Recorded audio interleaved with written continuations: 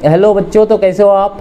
चलिए आज हम पढ़ते हैं यूरोप में राष्ट्रवाद, यानी कि यूरोप में राष्ट्रवाद का पूरा फुल सेशन आज हम ख़त्म कर देंगे क्वेश्चन और आंसर के साथ। तो किसी भी देश में आपको हम पहले ही बता दिए कि राष्ट्रवाद का उदय क्या होता है, राष्ट्रवादी भावना का उदय कब होता है। जब उस देश के लोगों को परेशानी होती है, जब उस देश किसी भी देश के लोगों को जब परेशान किया जाता है तो वहाँ पे राष्ट्रवाद का उदय होता है। तो सबसे पहले क्रांति की शुरुआत फ्रांस में हुई थी ना, 1789 में वहाँ पे क्रांति हुई और धीरे धीरे ये पूरे यूरोप में फैल गया था। तो सबसे पहले पहला क्वेश्चन हम देखते हैं कि राष्ट्रवाद किसे कहते हैं।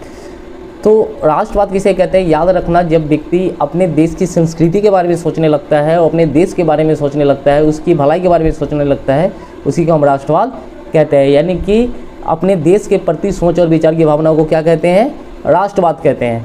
अब हमारा देश है, भारत है, हम जब अपने देश से हमें लगाव हो जाएगा, प्यार करेंगे, अपने देश से, संस्कृति से प्यार हो जाएगा, यानी कि हर एक तरह की सोसाइटी से लेके हर एक तरह की चीज़ों को मानने लगेंगे कि नहीं मेरा देश महान है, तो इसी को तो राष्ट्रवाद कहते हैं ना। ठीक है, चलिए नेक्स्ट क्वेश्चन है, जर्मनी के एकीकरण की कौन कौन सी बाधाएं हैं, क्वेश्चन नंबर 2।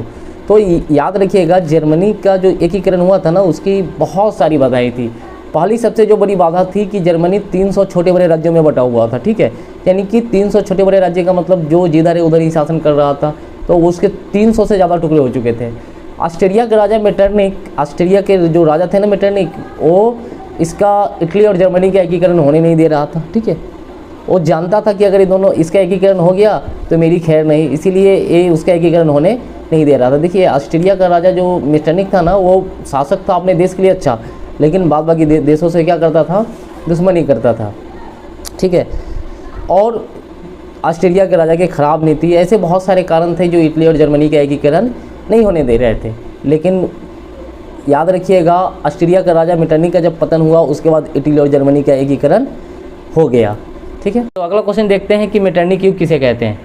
मेटरनिक युग किसे कहते हैं, तो आपको हम पहले ही बता दिए थे कि ऑस्ट्रिया का राजा मेटरनिक जो था ना, वो बहुत अच्छा शासन किया था, लेकिन वो अपने देश के लिए किया था। वो अपने देश और अपने देश के जनता से बहुत प्यार करता था, लेकिन वो पड़ोसी देश से नफरत करता था। तो उस युग को लोग मेटरनिक युग ही नाम रख दिया, यानी कि 1815 से लेकर 48 तक उसने इतना अच्छा शासन किया कि उस युग का नाम मेटरनिक युग पड़ गया। ठीक है, चलिए अब हम अगला क्वेश्चन को देखते हैं। ठीक है, इटली और जर्मनी की एकीकरण में ऑस्ट्रिया सबसे बड़ी बाधा थी। कैसे, तो आपको पहले ही हम बता दिए थे कि इटली और जर्मनी का एकीकरण ऑस्ट्रिया नहीं होने दे रहा था, क्योंकि मेटरनिक एक चीज़ भली भांति जानता था कि अगर इटली और जर्मनी का एकीकरण हो गया तो मेरी खैर नहीं, यानी कि मेरा इज्जत मान सम्मान चला जाएगा। इसीलिए वो कभी भी, यानी कि अगर वो लोग एकीकरण करना चाहते तो कोई ना कोई बाधा आके डाल ही देता था। तो इसमें सबसे बड़ा काम जो है ना, विध्वंस डालने का काम मेटरनिक किया था। लेकिन आपको पता होना चाहिए कि मेटरनिक के पतन के बाद इटली और जर्मनी का एकीकरण हो गया था। चलिए अब हम अगला क्वेश्चन देखते हैं, क्वेश्चन नंबर 5। 1848 के फ्रांसीसी क्रांति के कारण बताएं। तो याद रखिएगा, 1830 में जो फ्रांस में जो क्रांति हुई थी, तो लुई फिलिप वहाँ का राजा बना था, पता है ना। 1830 में जो क्रांति हुई थी, तो लुई फिलिप जब राजा बना तो उसने अपने दुश्मनों को खुश करने के लिए, विरोधियों को खुश करने के लिए बहुत सारे काम किए, है ना। उसने 1840 में गीजो को प्रधानमंत्री बना दिया। अब वो प्रधानमंत्री बनते ही उसने क्या काम कर दिया ना, वो गलत सलत काम करना शुरू कर दिया है। वो लोगों से नफरत, यानी कि विरोध भाषण, बहुत ऐसा काम करना शुरू कर दिया, जिसके कारण वहाँ के लोग उसे पसंद करना छोड़ दिए। और इसका दिन हुआ कि 1848 में फ्रांस की क्रांति हो गई। चलिए अब हम देखते हैं क्वेश्चन नंबर 6। यूरोप के इतिहास में घेटों का क्या महत्व है। तो याद रखिएगा, यूरोपीय इतिहास में घेटों का बहुत महत्व है, क्योंकि देखिए उसमें घेटो एक विशेष जाति होती थी। ठीक है, आज भी वो लोग का बहुत ज़्यादा ही महत्व है। एक विशेष प्रकार की जाति होती है जिसे घेटो नाम से जानते हैं, तो यूरोप में इसका बहुत ही महत्व है। चलिए हम अगला क्वेश्चन को देखते हैं, क्वेश्चन नंबर 7। गैरीबाल्डी कौन था। तो याद रखिएगा, इटली के एकीकरण में सबसे बड़ा योगदान अगर किसी व्यक्ति का है तो वो है गैरीबाल्डी, जिसे हम इटली का तलवार भी कहते हैं, जो पेशे से एक नाविक था। ठीक है ना, पहले तो वह मेजनी का समर्थक था, लेकिन वह काबुर के विचारों से प्रभावित हुआ और वो फिर क्या किया, इटली के एकीकरण में लग गया। उसने सिसिली और नेपल्स पे आक्रमण कर वहाँ पे उसने जीत लिया था और विक्टोरियल एमनुएल के साथ मिलके उसने क्या किया ना, वो जितने जो राज्य जीते थे वो गरीबों में बांट दिया। कहा जाता था कि गैरीबाल्डी एक ऐसा व्यक्ति था, यानी कि एक ऐसा व्यक्तित्व था कि वो धन दौलत से कोई मतलब नहीं, उसने जितने भी क्षेत्र जीते थे ना वो गरीबों में बांट देता था और टापू पे रहने वो चला गया। वो खेती उसको बहुत पसंद था, पता है ना। इसी बीच उसे देशद्रोही घोषित कर दिया जाता है और वो अमेरिका भाग जाता है। अमेरिका से लौट के आता है, फिर लाल कुर्ती का सेना का गठन करता है और लड़ाई को लड़ता है। तो इटली के एकीकरण में गैरीबाल्डी का बहुत बड़ा योगदान रहा है। चलिए अगला क्वेश्चन हम पढ़ते हैं, क्वेश्चन नंबर 8। मेजनी कौन था? तो याद रखिएगा, मेजनी एक लेखक था, गुप्त दल के साथ साथ वह एक पत्रकारिता भी करता था, साहित्यकार भी था। यानी कि इटली के एकीकरण में अगर सबसे ज़्यादा और लंबा समय तक योगदान अगर बोले तो मेजनी का था। उसने 1830 में इटली का एकीकरण करना चाहा, असफल रहा। उसने 1848 में पुनः प्रयास किया, फिर उसे प्लान करना पड़ा। इस तरीके से उसने इटली के एकीकरण में यानी कि कोई कसर नहीं छोड़ा। उसने इटली के लिए बहुत कुछ किया और लास्ट में जाके उसने इटली का एकीकरण कर दिया। यहाँ पे 1 छूट गया है। विलियम वन के बिना जर्मनी का एकीकरण संभव नहीं था। तो याद रखिएगा, विलियम वन जो था ना, राष्ट्रवादी विचारधारा का इंसान था। वह एक ऐसा इंसान खोज रहा था कि वो जर्मनी का एकीकरण कर सके, ठीक है। उसने क्या किया कि बिस्मार्क को अपना चांसलर नियुक्त किया और उसने लड़ाई यानी कि युद्ध करके उसने क्या किया, जर्मनी का एकीकरण किया। तो विलियम वन जो था ना, विलियम वन अगर मान लीजिए बिस्मार्क को नहीं लाता, चांसलर नहीं बनाता तो ये संभव नहीं था। तो इसमें बिस्मार्क का देखिए, बिस्मार्क का बहुत बड़ा योगदान है जर्मनी के एकीकरण में। लेकिन याद रखिएगा, चांसलर बनाने वाले जो थे ना वो विलियम वन ही थे, ठीक है।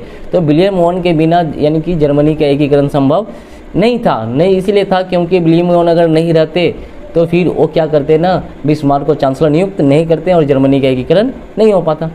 चलिए अगला क्वेश्चन हम देखते हैं। बिस्मार्क कौन था? तो आपको हम बता दिए कि बिस्मार्क जो थे ना, उनका जन्म एक अच्छे खासे परिवार में हुआ था और एक बचपन तो गुजरा ही उनका, ठीक है। अच्छे खासे स्कूल में पढ़े हैं, लेकिन जब वो धीरे धीरे बड़े होते गए तो कहा जाता है कि उनके घर के जो लोग थे ना, वो राजनीतिक दल से जुड़े हुए थे, यानी कि उनके दादाजी नेता थे, ठीक है। और उनके और घर वाले जो थे ना वो मेंबर थे, यानी कि राजनीति के सदस्य थे। इसी बीच एक सांसद का तबीयत खराब होने की जगह पे, ठीक है, उनको सांसद का पद नियुक्त किया जाता है। तब वो उनसे पहले उन्हें ये सब चीज़ की जानकारी होती नहीं। उनको तो लगता था कि देश ऐसे ही चल रहा है।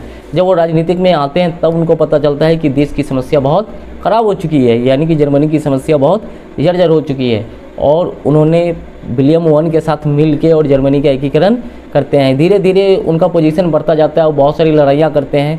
बोले थे ना कि 300 छोटे बड़े राज्य होते हैं, उन सबको एक करता है और एक करने के बाद वो क्या करता है, वो धीरे धीरे जर्मनी को एक धागा में पिरो देता है, ठीक है। लेकिन एक चीज़ और याद रखिएगा, 1888 में एक टर्निंग पॉइंट आता है, ठीक है ना। विलियम वन की जब मौत होती है, ठीक है, तो उसका जो बेटा होता है ना विलियम टू, वो क्या करता है, उसकी और बिस्मार्क की जमती नहीं, कभी जमी ही नहीं थी, ठीक है। तो विलियम वन के मौत के बाद, ठीक है, वो बिस्मार्क से इस्तीफा दिवा देता है, ठीक है, उसके पद से। कौन थे? विलियम वन का जो बेटा होता है ना, वो बिस्मार्क को इस्तीफा दिवा देता है। और बिस्मार्क इस्तीफा देने के बाद, ठीक है, वो क्या करते हैं ना, विलियम वन के कब्र पर जाते हैं और बहुत रोते हैं। पूरे जर्मनी की जनता रोती है कि वो बिस्मार्क जैसा व्यक्ति नहीं मिलेगा, क्योंकि देखिए जो इज्जत विलियम वन दिया था उसका बेटा बिस्मार्क को वो इज्जत नहीं दे पाए। लेकिन आज भी जर्मनी के लोग बिस्मार्क को नहीं बोलते हैं, क्योंकि देखिए बिस्मार्क ने काम ही ऐसा किया था, ठीक है। चलिए हम अगला क्वेश्चन हम देखते हैं। नेपोलियन बोनापार्ट कौन था? तो याद रखिएगा, यूरोप में राष्ट्रवाद फैलाने में अगर सबसे बड़ा योगदान है तो नेपोलियन बोनापार्ट को कौन भूल सकता है, जिसने वहाँ पे सिविल कोड लागू किया था कि राजा का बेटा राजा नहीं बनेगा, राजा वही बनेगा जिसके अंदर राजा बनने की क्वालिटी होगी। पता है ना कि वो फ्रांस के साथ साथ उसने लगभग पूरे यूरोप में अपना, है ना, वो एक ऐसा इंसानियत कायम किया था कि लोग अच्छी छवि के नाम से उसे जानते हैं। नेपोलियन बोनापार्ट एक राजा नहीं, एक बहुत बड़ा योद्धा था, है ना। कहा जाता है कि उसके जैसा योद्धा आज तक जन्म नहीं लिया। आज भी यूरोप के फ्रांस के लोग उसकी पूजा करते हैं। बताइए कि वैसा राजा बना जिसने सिविल कोड लागू किया था। बोला था कि राजा का बेटा राजा नहीं बनेगा, राजा हुआ बनेगा जो उसका हकदार होगा, ठीक है।